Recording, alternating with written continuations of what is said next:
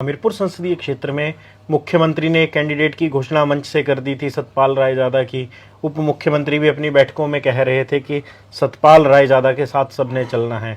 बावजूद उसके वो टिकट होल्ड कर दी गई। कांगड़ा की भी यही बात है। चर्चा चल रही थी आशा कुमारी प्रत्याशी होंगी। दूसरे प्रत्याशी का नाम था रघुवीर सिंह बाली, परंतु उन्होंने पहले ही हाईकमान को चिट्ठी लिखी है कि कम से कम मुझे प्रत्याशी बनाना होगा तो पूछ तो लेना। जिस कैंडिडेट को उतारा जाएगा उसको चुनाव लड़ना पड़ेगा। अगर कोई आनाकानी करेगा तो वो उसका खमियाजा भुगतेगा। ऐसे में आपको नहीं लगता धर्मशाला की जंग आपके लिए कठिन होने वाली है? तो हमें भी चाहिए कि एक्सेप्शंस जरूर करने चाहिए, किसी को रिलैक्सेशन दे देनी चाहिए। अगर जिताऊ कैंडिडेट है तो हमें उसको फील करना चाहिए। आपको क्या लगता है कि सिर्फ क्या वो 6 लोग ही जिम्मेदार थे या सरकार के स्तर पर भी कुछ कमियां रही हैं, इस बगावत को रोका जा सकता था? एमएलए कहने पर उसको कैंसिल नहीं किया गया। साधारण आदमी गया तो उसे कहने पर कैंसिल कर, तो थोड़ी ह्यूमिलेशन तो थोड़ी होती। मुख्यमंत्री का भी थोड़ा गंभीरता से उन्होंने इन चीज़ों को नहीं लिया, दोनों ने नहीं लिया, चाहे वो उप मुख्यमंत्री था या मुख्यमंत्री। बनी बनाई सरकार में 1 साल के बाद ही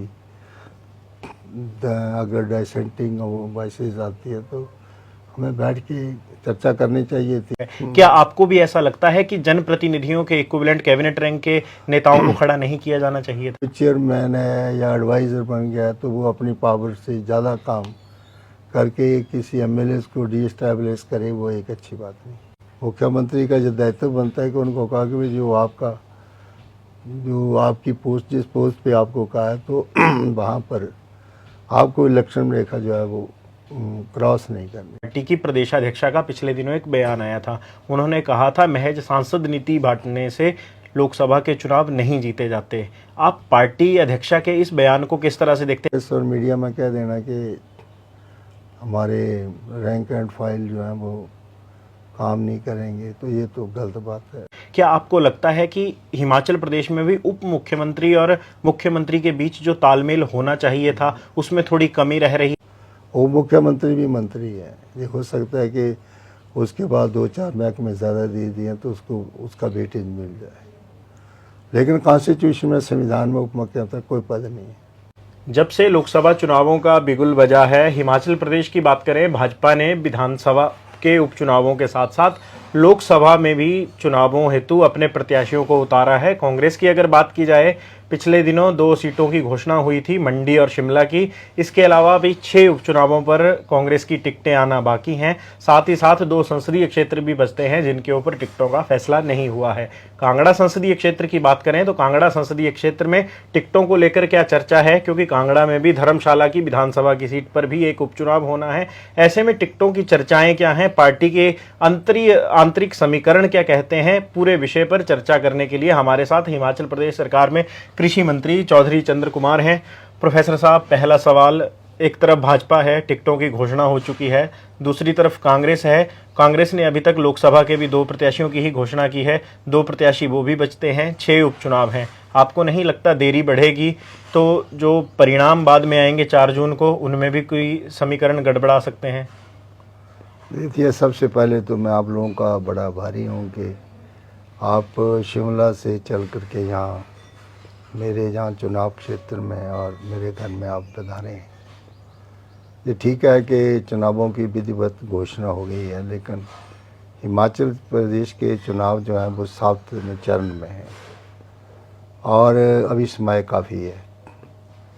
तो जो चुनाव क्रम से जो भी डेट्स दी हैं, अब 2nd चरण के चुनाव जो चल रहे हैं उनकी भी कल जो है वो पोलिंग होगी, तो फिर 3rd है, 4th है, 5th है, 6th है, फिर 7th है लास्ट में। तो लास्ट में जो चुनाव होंगे उनके प्रत्याशियों की लगभग दूसरी पार्टियों ने भी कम घोषणा की है। तो हमारी 2 बैठकें जो हैं वो दिल्ली में हुई हैं, जो हमारा सेंट्रल पार्लियामेंट्री बोर्ड है, और उसमें हमारे प्रेसिडेंट श्रीमती प्रतिभा सिंह और हमारे सीआरपी के लीडर श्री सुखू जी वहाँ गए थे, और उप मुख्यमंत्री भी थे, तो 2 सीटों की तो घोषणा उन्होंने कर दी, लेकिन 2 के केसेस को डेफर कर दिया कि अगले एक बार ही सर्वे करिए।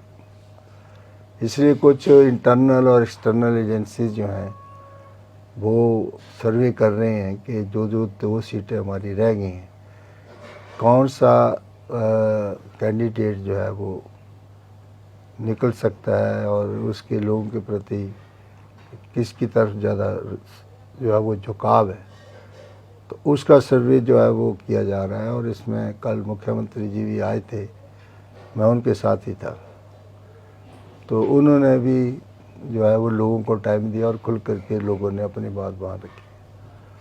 तो अभी देरी तो नहीं है, कहा कि 2 महीने हैं, फिर गर्मी बहुत है, लोग फिर भाग दौड़ में लग जाएंगे, फिर कटाई में लग जाएंगे। तो हम भी देख रहे हैं कि जिताऊ कैंडिडेट जो है उसको टिकट दिया जाए और जो हमारे एक पैरामीटर्स हैं उसको वो क्वालिफाई करता हो। अगर हम किसी को जो है वो टिकट थमा दें और वो कहीं निकले ना, तो उस जो हमारी बनी हुई सरकार है उसके भी ऊपर एक प्रश्न चिन्ह लग जाता है। आपने जिताऊ कैंडिडेट का जिक्र किया, एक सवाल आ रहा है, हमीरपुर संसदीय क्षेत्र में मुख्यमंत्री ने एक कैंडिडेट की घोषणा मंच से कर दी थी, सतपाल रायजादा की। उप मुख्यमंत्री भी अपनी बैठकों में कह रहे थे कि सतपाल रायजादा के साथ सबने चलना है, बावजूद उसके वो टिकट होल्ड कर दी गई। कांगड़ा की भी यही बात है, चर्चा चल रही थी आशा कुमारी प्रत्याशी होंगी, दूसरे प्रत्याशी का नाम था रघुवीर सिंह बाली, परंतु उन्होंने पहले ही हाईकमान को चिट्ठी लिखी है कि कम से कम मुझे प्रत्याशी बनाना होगा तो पूछ तो लेना, मैं तो अपने विधानसभा क्षेत्र का नेता हूं। ऐसे में आपको नहीं लगता अगर नेता ही चुनाव लड़ने से मना करेंगे तो फिर कांग्रेस ये दावा कैसे कर सकती है कि हम सारी की सारी सीटें जीतने जा रहे हैं? देखिए, कोई ऐसी बात नहीं है कि हमारे दावा करने से नहीं है कि कौन जीतेगा। हमारी कुछ रिपोर्ट्स होती हैं जिसमें भारत सरकार में जो हमारे पुराने कांग्रेस पार्टी के लोग बैठे हैं वो भी अपना सर्विस कराते हैं, कुछ प्राइवेट एजेंसी सर्वे करती है, कुछ हिमाचल प्रदेश की सरकार अपना जो है वो CAD के सर्वे कराती है, और कई बार हम प्राइवेट पार्टीज़ को भी जो है वो सर्वे करवाने के लिए कहते हैं कि आप एक सैंपल सर्वे करिए। तो उन सर्वेों में भी हम देख रहे हैं कि कौन प्रसाद जीता है, तो उसमें जो भी चेहरा उभर करके आएगा हम उसको 30 तारीख को इसका लगभग फैसला हो जाएगा और उसके बाद जो है वो प्रत्याशी घोषित किए जाएंगे। जहाँ तक आपने ये कहा है कि रघुवीर सिंह बाली जानू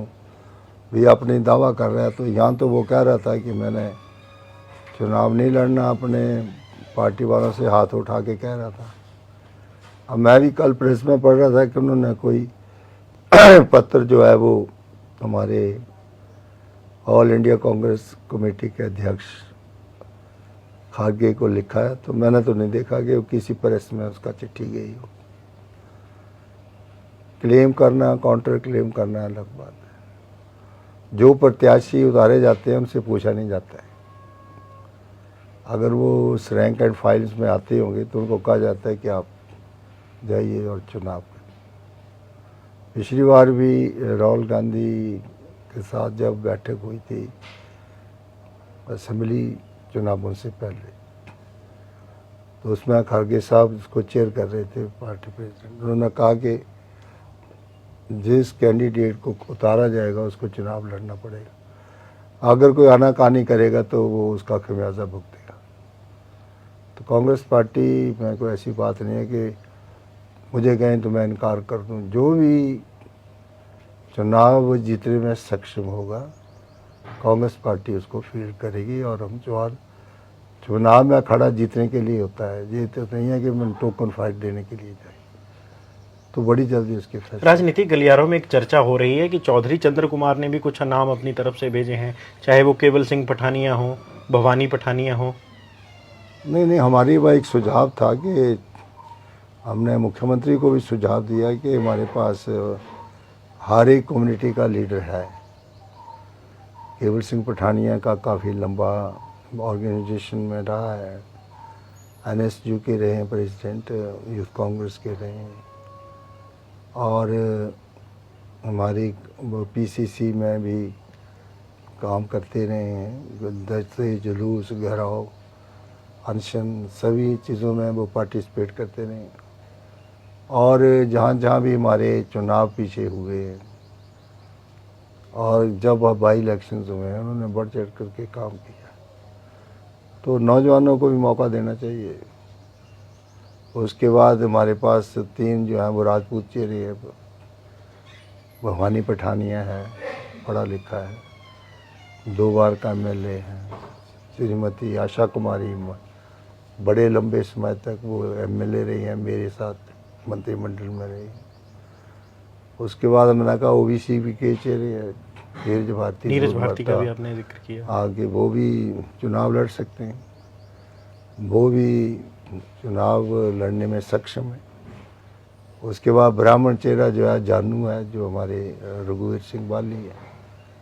उसके साथ साथ कुछ ऑर्गेनाइजेशन के लोग भी हैं, जिसमें मैंने कर्ण पठानिया का नाम दिया, जिसको हमारे डिस्ट्रिक्ट कांग्रेस के प्रेसिडेंट हैं।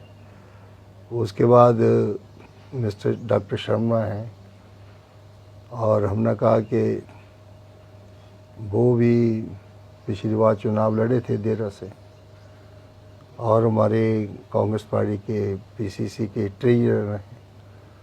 तो हर किस्म की, हर कम्युनिटी, हर एक एथनिक ग्रुप्स का लीडर हमारे पास है। जो चेहरा आपको अच्छा लगता है उसको उतार दो। तो ये जो उपचुनाव हो रहे हैं उनमें एक सीट है धर्मशाला। धर्मशाला इसलिए भी महत्वपूर्ण है, पहले भी जब 19 में उपचुनाव हुआ था आपके जिम्मेदारी लगाई गई थी कि चंद्र कुमार जी आप देखिए। वर्ष 2012 में जब सुधीर शर्मा पहली बार वहां से चुनाव लड़े थे, तब भी आपको जिम्मेदारी दी गई थी कि आपने अपना घर तो देखना ही देखना है, साथ में सुधीर शर्मा का चुनाव भी देखना है। एक बार फिर आपके कंधों पे जिम्मेदारी है उसी सुधीर शर्मा को देखने की, जिस सुधीर शर्मा को मुख्यमंत्री भी कह रहे हैं कि जितने भी विधायक बागी हुए हैं उनके सरगना सुधीर शर्मा हैं। अगर आपके प्रत्याशियों की ही बात करें, एक विजयेंद्र कर्ण हैं जिन्होंने जब 19 में चुनाव लड़ा था, जमानत जब्त हुई थी। एक जग्गी हैं, उनके बारे में कहा जाता है कि शहर में उनका होल्ड ठीक है, परंतु योल के निचले वाले जो एरिया हैं वहाँ पर उनका दबदबा नहीं है। एक राकेश चौधरी नाम निकल कर आ रहा है, परंतु वो भाजपा के बागी जरूर हैं, अभी तक कांग्रेस में शामिल नहीं हुए हैं। ऐसे में आपको नहीं लगता कि जब तक राकेश चौधरी पूर्ण रूप से कांग्रेस में नहीं आ जाते या टिकट की बात नहीं हो जाती, क्योंकि राकेश चौधरी की बात करें, वो जब पार्टियों से चुनाव नहीं लड़े हैं, निर्दलीय चुनाव लड़े हैं, 10-12 हज़ार वोट तो वो भी ले लेते हैं, परंतु चुनाव जीतते नहीं हैं। ऐसे में आपको नहीं लगता धर्मशाला की जंग आपके लिए कठिन होने वाली है? देखिए, धर्मशाला में जब प्रत्याशी के रूप में सुधीर शर्मा जी उस वक्त लाए गए, तो इनकी जो विधानसभा क्षेत्र था बैजनाथ, वो रिज़र्व हो गया।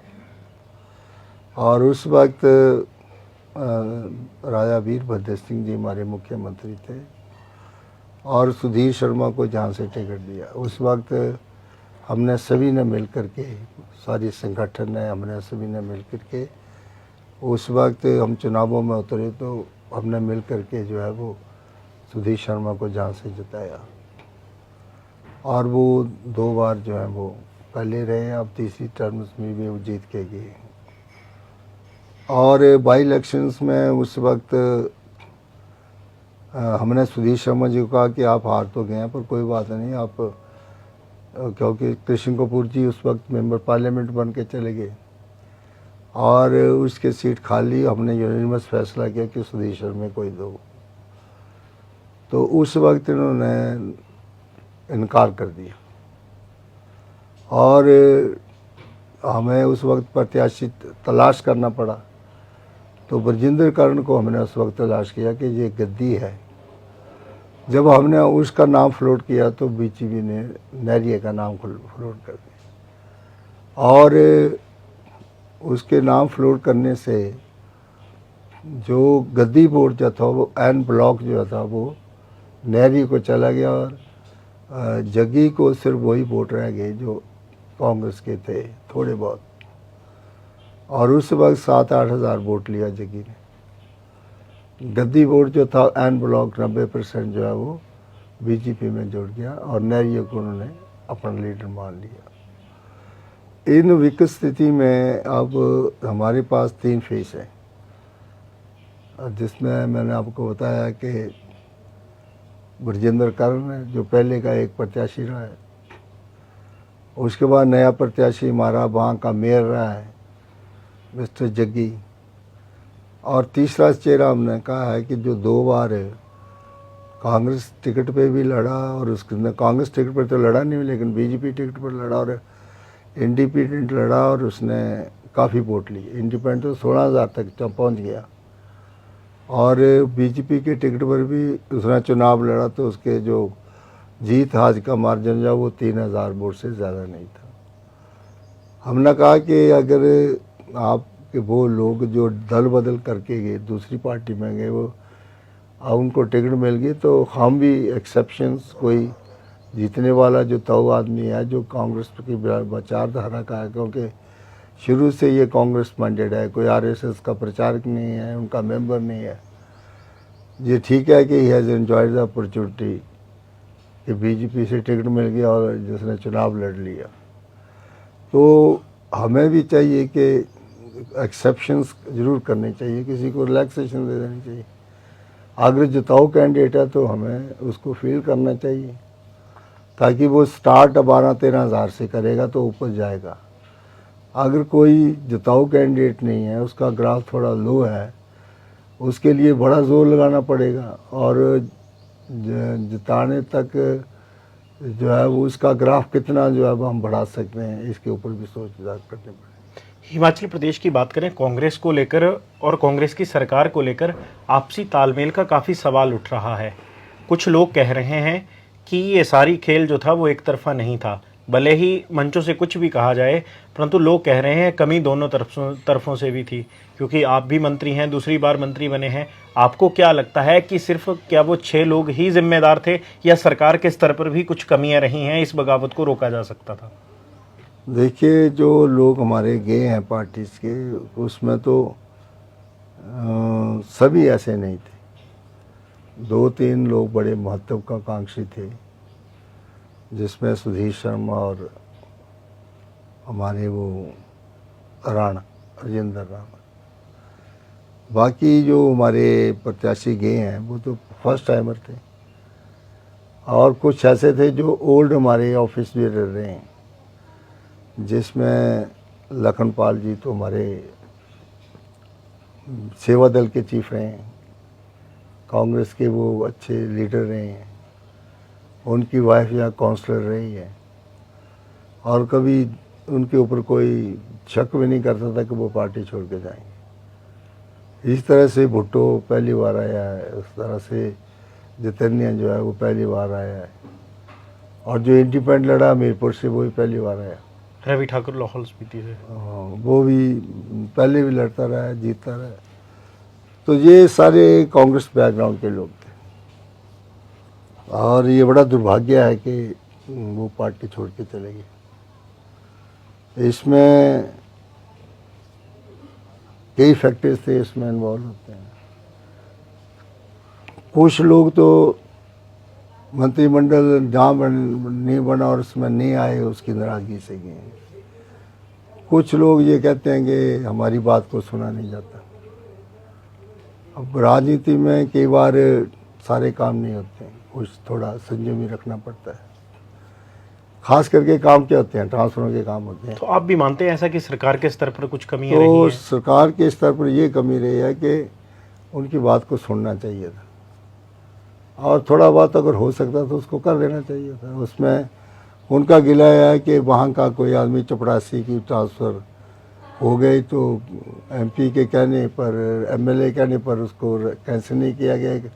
साधारण आदमी गया तो उसके कहने पर कैंसिल कर, तो थोड़ी ह्यूमिलेशन तो थोड़ी होती। तो उन्होंने भी इन चीज़ों को अपने दिल में लगा दिया और मुख्यमंत्री का भी थोड़ा गंभीरता से उन्होंने इन चीज़ों को नहीं लिया, दोनों ने नहीं लिया, चाहे वो उप मुख्यमंत्री था या मुख्यमंत्री। बनी बनाई सरकार में 1 साल के बाद ही अगर डाइसेंटिंग वॉइसेस आती है तो हमें बैठ के चर्चा करनी चाहिए थी। कभी टी के ऊपर कर लेते, खान पान में बुला लेते, गप ठप लगा देते। तो एमएलओ का क्या होता है, ट्रांसफ़र ही तो होते हैं। रिक्रूटमेंट तो हम कुछ कर नहीं सके, नौकरी किसी को देनी नहीं, ट्रांसफ़र ही होता है। वीरभद्र भी ऐसे करता, 10 कर देता था, 10 रोक देता था। तो ये भी एक बहुत बड़ी इंडस्ट्री है ट्रांसपोर्ट। सरकार को लेकर एक और चर्चा चलती है। लोग कहते हैं कि जिस तरह से अत्यधिक कैबिनेट रैंक दिए गए और कैबिनेट रैंक के दर्जे के लोगों को एक चुने हुए प्रतिनिधि के अगेंस्ट जिस तरह से खड़ा किया गया, वो चीजें अच्छी नहीं थी, क्योंकि आपके पास पिछली सरकारों का भी अनुभव है। क्या आपको भी ऐसा लगता है कि जनप्रतिनिधियों के इक्विवेलेंट कैबिनेट रैंक के नेताओं को खड़ा नहीं किया जाना चाहिए था? देखिए, जब गवर्नमेंट फॉर्म हो जाती है तो चुने हुए लोगों को की प्राथमिकता होती है, क्योंकि गवर्नमेंट तो वही बनाते हैं। अगर हमारे वर्कर्स को, रैंक एंड फाइल्स को भी अगर कहीं अकोमोडेट करना है तो उन्हीं की एक लक्ष्मण रेखा होती है, एक लिमिट होती है। अगर कोई चेयरमैन है या एडवाइज़र बन गया है तो वो अपनी पावर से ज़्यादा काम करके किसी एमएलए को डीएस्टैब्लिश करे, वो एक अच्छी बात नहीं। तो उनको भी संयम से काम करना चाहिए था। मुख्यमंत्री का जो दायित्व बनता है कि उनको कहा कि जो आपकी पोस्ट, जिस पोस्ट पे आपको कहा है तो वहाँ पर आपको इलेक्शन रेखा जो है वो क्रॉस नहीं करनी, तालमेल से काम करो। और ज़्यादा डिस्टेबलाइज करना, कोई ट्रांसफ़र डिस्टर्ब करना, या कोई काम है छोटे मोटे, कोई टेंडर के हैं, दूसरे इंटरफेयर करने से क्या होता है कि चुना हुआ जो विधायक होता है वो थोड़ा परेशानी में होता है। ऐसा नहीं करना चाहिए। आजकल चुनावों का शोर चल रहा है। चुनावों के शोर के बीच आपकी पार्टी की प्रदेशाध्यक्षा का पिछले दिनों एक बयान आया था। उन्होंने कहा था, महज सांसद नीति बांटने से लोकसभा के चुनाव नहीं जीते जाते। आप पार्टी अध्यक्षा के इस बयान को किस तरह से देखते हैं? क्या आप मानते हैं कि अगर पार्टी के बड़े नेता ही इस तरह के बयान देंगे तो कार्यकर्ता कहीं ना कहीं डिमोरलाइज होता है? आप ऐसा मानते हैं क्या? देखिए, वो हमारी अध्यक्षा हैं, आपका सांसद रही है। ये ठीक है कि जो अच्छी निधि होती है पार्लियामेंट्री एमएलए की, जो फंड्स मिलते हैं एमपी लेट, वो छोटे मोटे काम तो उनसे चल जाते हैं, लेकिन जो सड़कें हैं, पॉलिसी मैटर्स हैं, पीने की स्कीम है, उसके लिए तो सरकार का धन जो है वही काम आता है। अगर हम सत्ता में आए तो हम अपने वर्कर्स के बलबूते थे आएंगे, हम कोई इंडिविजुअल नहीं सत्ता में आ सके, वो हमारे वर्कर्स ने काम किया है। तो ये कह देना कि अब वर्कर हताश है, नाराज़ है, होती है नाराज़गी वर्कर्स की। अभी 1 साल तो सरकार में हुआ है, भर्तियां नहीं हो सकी क्योंकि टाइम के ऊपर हमने जो डिसीज़न लिए वो नीचे इम्प्लीमेंट नहीं अभी हुए। कुछ भर्तियां रोक दी गई क्योंकि चुनाव सिर के ऊपर आ गए। फिर बीच में ये घमसान आ गया तो इसके ऊपर जो है वो सोच पीछे कर दी। तो ये प्रेस और मीडिया में कह देना कि हमारे रैंक एंड फाइल जो है वो काम नहीं करेंगे, तो ये तो गलत बात है। हम लोग 1 साल पहले तो उसी रैंक एंड फाइल से चुन के गए। तो ऐसा होता है कि पार्टी प्रेसिडेंट का बहुत बड़ा दायित्व होता है। अगर हम कोई बात हंसी मखौल में भी कहेंगे तो उसको लोग सीरियसली लेते हैं कि उनका भी पॉइंट है। तो अभी वो हमारी अध्यक्ष है, हम तो पूरा समर्थन और जो वो कह गया आदेश है उसकी हम पालना करते हैं। तो ना तो सीएलपी के लीडर्स और प्रेसिडेंट में तालमेल की ज़रूरत बहुत ज़्यादा है, और इस घड़ी में जब चुनाव आए हैं तो दोनों को हर प्लेटफार्म के ऊपर इकट्ठे लोगों को संबोधित करना चाहिए, कॉन्फिडेंस बिल्डिंग्स में ये होना चाहिए। और हमारी कोशिश है कि जो लोग चले गए हैं, जो भगौड़े बन गए हैं, जिन्होंने ये सौदाबाजी की है, उनको जवाब जो है वो ज़रूर देना चाहिए। लोग तैयार हैं, लेकिन हम तैयार नहीं होंगे तो फिर लोग कैसे तैयार होंगे? और इस चीज़ों को लोगों को अप्राइज कराना चाहिए कि लंबे समय तक सत्ता का इन्होंने लाभ लिया है, सत्ता में रहे हैं। अगर एक बार इनको मौका नहीं मिला तो कांग्रेस बुरी जमात थोड़ी। तो हमें दोनों सीएलपी के और पीसीसी को इकट्ठे कैंपेन करनी है, हर स्टेज के ऊपर इकट्ठा रह के लोगों को जो है वो अपना कार्यक्रम लेकर के जाना है, ताकि लोगों में जो थोड़ी बहुत भ्रांति है वो दूर। पिछले कुछ समय से देश भर में एक प्रथा चल रही है, मुख्यमंत्रियों के साथ साथ उप मुख्यमंत्री भी राज्यों में बनना शुरू हुए हैं। क्या आपको लगता है कि हिमाचल प्रदेश में भी उप मुख्यमंत्री और मुख्यमंत्री के बीच जो तालमेल होना चाहिए था उसमें थोड़ी कमी रह रही है, उसकी वजह से भी कुछ सरकार की परिस्थितियां खराब हुई हैं? कॉन्स्टिट्यूशन में उप मुख्यमंत्री की कोई पोस्ट नहीं, जो हमारा संविधान कहता है उसमें कोई उप मुख्य, ये तो एक गवर्नमेंट को चलाने का नया कार्यक्रम है। वो मुख्यमंत्री भी मंत्री है, ये हो सकता है कि उसके बाद 2-4 महकमे ज़्यादा दे दिए तो उसको उसका वेटेज मिल जाए, लेकिन कॉन्स्टिट्यूशन में संविधान में उप मुख्यमंत्री कोई पद नहीं है। अगर मुख्यमंत्री एक सरकार को चलाने के लिए उसको थोड़ा बहुत दायित्व दिया जाता है तो पावर जो है कॉन्स्टिट्यूशन में सारी पावर जो है वो मुख्यमंत्री को वेस्टेड है। ट्रांसफर्स करनी, प्रमोशंस करनी, किसी सरकारी कर्मचारी का एक्सप्लेनेशन कॉल करनी, उनको प्रमोट करना, ये तो चीफ मिनिस्टर का ही दायित्व है।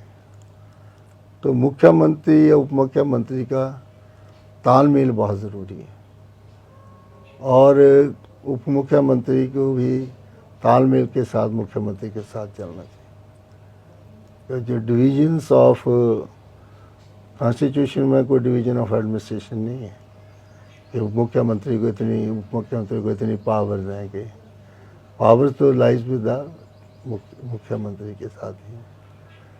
तालमेल बड़ा ज़रूरी है। हम मंत्री लोग हैं, हमारा भी तालमेल, कुछ अप्रीहेंशंस हो सकते हैं, कुछ डिपार्टमेंट के प्रति हो सकते हैं, कुछ हमारी निजी भी हो सकते हैं, वो तो हम बैठ करके चर्चा कर सकते हैं। मुख्यमंत्री भी हमारे में से ही है, वो क्यों नहीं सुनेगा बात अगर आप ढंग से आर्गूमेंट करके करें कि पूरा ट्रांसफ़र पॉलिसीज़ है या एडमिनिस्ट्रेशन रीशफल है, आप भी अपना व्यू पॉइंट दे सकते हो। और फाइनलिटी जो है तो चीफ मिनिस्टर के साथ। आपसे एक अंतिम सवाल है, कांग्रेस की टिकटें कब तक आ जाएंगी, चाहे उपचुनाव की हों या फिर लोकसभा की जो 2 सीटें बचती हैं वो? और क्या हमीरपुर संसदीय क्षेत्र से उप मुख्यमंत्री जैसा बड़ा चेहरा भी चुनाव लड़ सकता है? देखिए, चुनावों का फैसला मैंने कहा कि 30 को हो जाएगा और हो सकता है इससे पहले ही एमएलएस की भी घोषणा हो जाए, लेकिन टेंटेटिव डेट जो है वो 30 को दी है तो उसमें करेंगे। और आपने ये कहा है कि क्या उप मुख्यमंत्री क्यों नहीं, उप मुख्यमंत्री भी खड़ा हो सकता है। हमने तो सीट जीतनी है, अगर मुख्यमंत्री उप मुख्यमंत्री जो है वो सीट जीतता है तो हमारी टैली बढ़ती है और आगे उसको सोच विचार करना है कि एमपी बनना है या फिर मुख्यमंत्री, तो वही इलेक्शन हो जाएगा। तो इससे कोई ऐसी बात नहीं। आपने अपना समय दिया, आपका बहुत बहुत धन्यवाद। आपका भी बहुत बहुत धन्यवाद, इतनी दूर से आप आए और हमारा पूरा इलेक्शंस की गतिविधियों को कवर करने के लिए।